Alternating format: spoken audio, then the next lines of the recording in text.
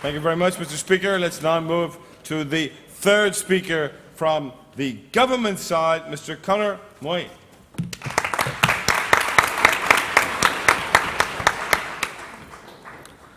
Thank you, Mr. Chairman, honored members of the panel, Mr. Timekeeper and Cambridge University, as well as all the members of the audience here today. It's a true honor to be standing here at Sciences Po in the finals of this motion. Now, to begin, before I get into my main points, which are going to be about the political realities of Germany exiting the Eurozone and the European Union, I'd like to perform a bit of rebuttal. Now, I think what's important to keep in mind in this debate is that we are looking at what is going to be best for Germany in the long term.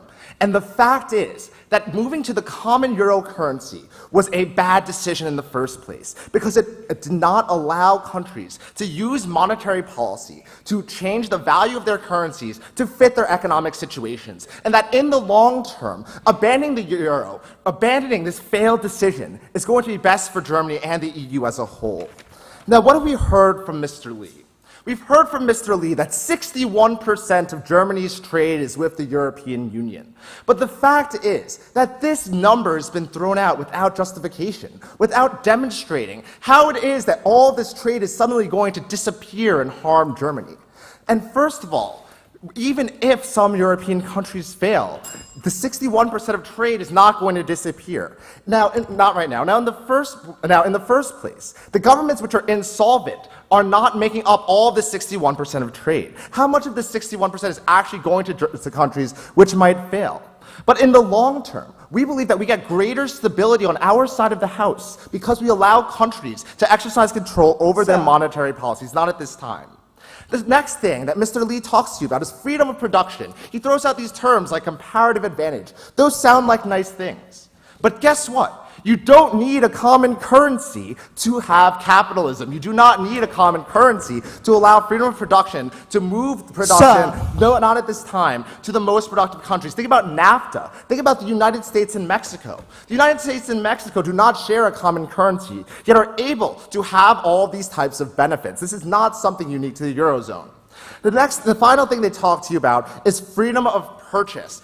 But I think when you weigh the harms of not being able to exercise control of your monetary policy against the marginal harms of having to do exchanges between different types of currency, you find that the benefit is clearly on our side of the house. I'll take you now. The reason why we need a common currency to lubricate trade across Europe is because when you have different currencies, it's very expensive to move money between borders, something that I mentioned and I don't think you've quite caught. There are some small costs to exchanging different types of currency, to moving between states. But it's possible to have free trade agreements that foster free trade even without those currencies. See the North American Free Trade Agreement, and see, for example, the very pernicious effects of not being able to control your monetary policy. We think that's heavily outweighed.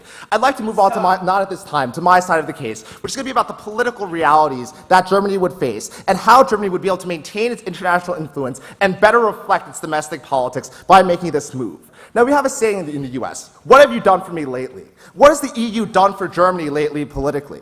It has not increased Germany's political influence. It has not increased respect for Germany from other European countries. Take a look at the riots in Greece, in Cyprus, in Portugal, Italy, and Spain. Not just against the situation they're in, but against Germany. That there's this enormous political backlash on the part of these European populations against Germany that hurts Germany's influence, that hurts Germany's respect.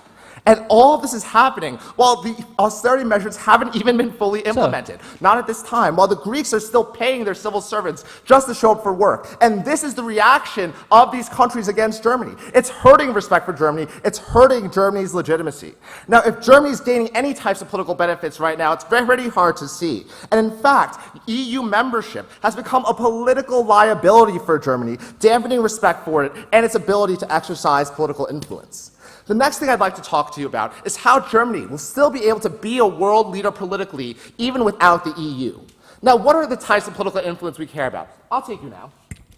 Now, you say that Germany is a political and economic powerhouse and they have no moral responsibility to save the EU. But in the words of the great philosopher Uncle Ben from Spider-Man, don't you agree that with great power comes great responsibility?